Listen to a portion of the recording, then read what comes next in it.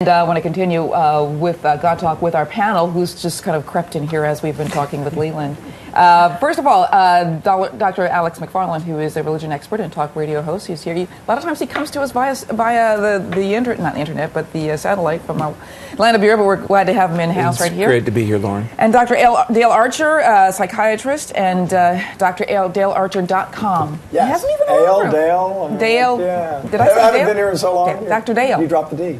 I said Doctor. Okay, I don't remember, but in my mind I said the D, but I don't know. I know who you are. And Kennedy Williams, who's an author of Processing Life's Moments Through Therapy for the Soul, and she's just an all-around wonderful woman. We like her here because she has wonderful things to say, and she can hold her own against any. Thank you, Lauren. Yeah. How many thought Leland Vittert looked like Ryan Reynolds? I don't know. I mean, he just. I don't know. I just had that thought. A couple of things we want to discuss today. Did you see the thing about the arranged marriages? Yes. And this worked out really well for them. Yes. But you can't help also thinking about the 13-year-old in California with the parents want to send her to Pakistan. Now, obviously, it's a different situation. She doesn't have a choice there. There is Jessie Bender, 13 years old. Her parents apparently wanted to send her to Pakistan. She escaped. She ran away from home, apparently. And her parents lied to authorities, to police, to say, we think she's been abducted or she ran away from someone who coerced her on Facebook or something. I mean, a lie. Yep. So on the story, is this her stepfather? Apparently, it is her and then her mom's.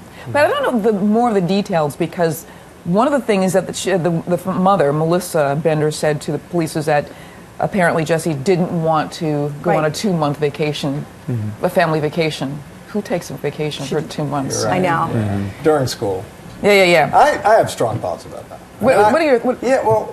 First of all, the role of a parent is to teach your child to grow up to become a mature, responsible adult and make decisions.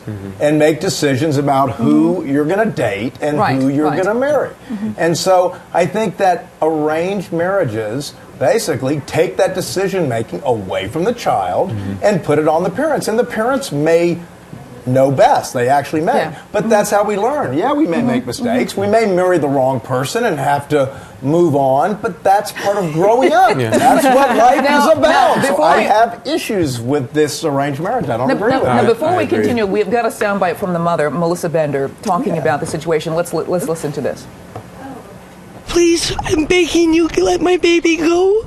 Jessie, come back home. Go to anybody, law enforcement, any person you can call at 911. You know we're all here for you. We love you. We're out looking all day and night for you, baby.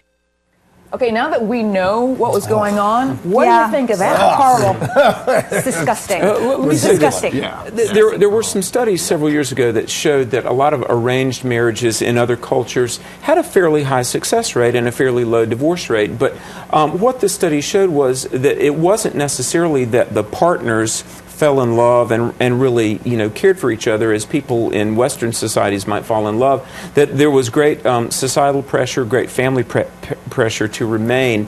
And so there are people from non-Westernized countries who are saying, see, arranged marriages work, but it's not necessarily that it's in the best emotional or mental health for the participants. It's just that there's a lot of cultural pressure to remain. And the fact that this girl would run away to protect her future and to guard her own decision-making process shows that this just is not going to work in America and Westernized countries. Well, not like that, though. I mean, obviously, the Tzala and Ehud Sperling, I mean, this is a wholly different situation where they actually went into this marriage eyes wide open, doing their own sort of research. There was consent. But they were adults. That's the reason that I asked, adults. though. I mean, I'm thinking about the culture. That's why I ask if the father is from a different culture and the mother, of course, is from here.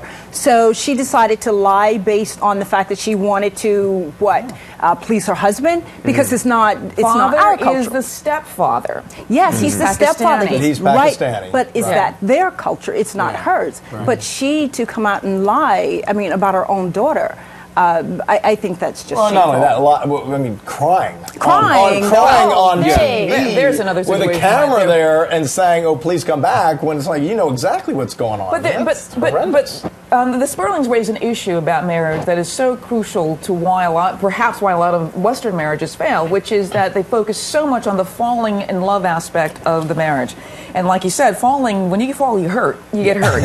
Right. That's just, And physically. love at first sight is the worst of all. Exactly. Ooh, tell me about It's it. a recipe for disaster. But right. he's also saying that the marriage took a lot of to really understand if you're going to marry somebody, you got to understand, how they feel about child raising, how they feel about, their value system. All of these things really are objective standards that they can actually find out without having to, Well, arrange Lauren, marriages. I think in America and in much of the West, we've lost a real understanding of and appreciation for what marriage is supposed to be. Originally marriage, as given by God, is not a consumer-based social contract, but a covenant. Really, That's good. it's not. It's a covenant, really. In the Old Testament, when God made a covenant with Abraham, they took these doves and sacrificed these doves and walked between the pieces. And essentially what they were saying was, may that be what happens to me if I default on my end of the bargain. And I really believe as a minister... Is that where the bloodthirsty lawyer comes in? Yeah, the divorce lawyer. Or it would be sharks in that case. But marriage is a covenant. It's a commitment. Right. Love and marriage is a commitment to meet another person's needs. But we've made it Go so ahead. easy here, though, to not believe in marriage.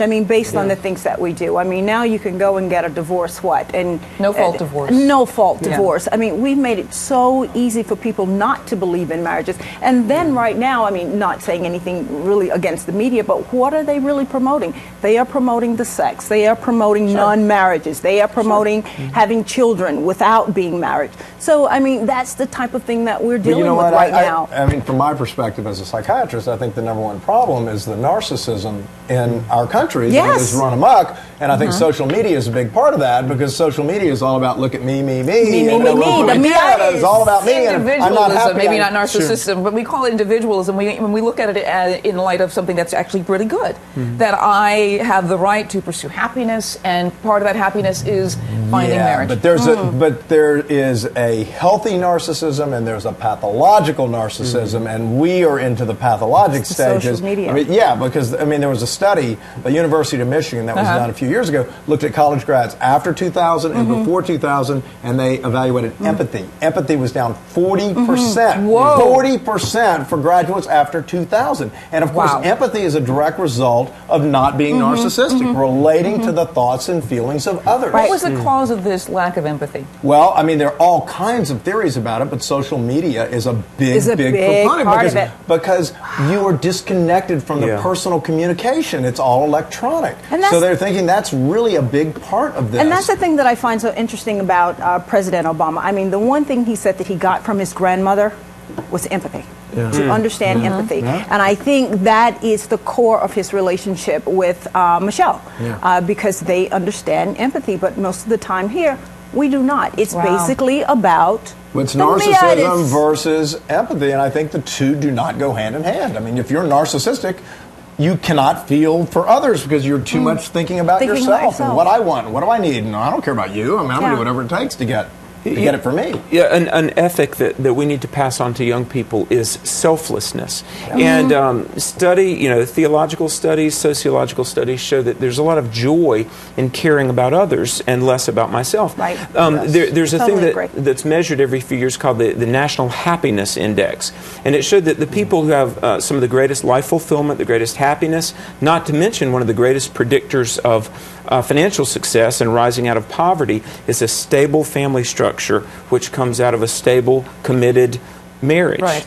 And so I think that the arranged marriages really undermine something that we need to affirm, which is good, stable, loving, committed, selfless marriages. But and I think that the arranged marriage idea is actually kind of looking for that. And I don't know this Pakistani man who, I don't know the situation, but in my mind, I keep thinking that perhaps he's trying to achieve what all of us really want, which is some kind of pure, stable marriage. Security. Security, and that the certainty. Western society does not breed that with all the romantic comedy movies, with all the media that children are exposed to, and pretty much going around the wrong way.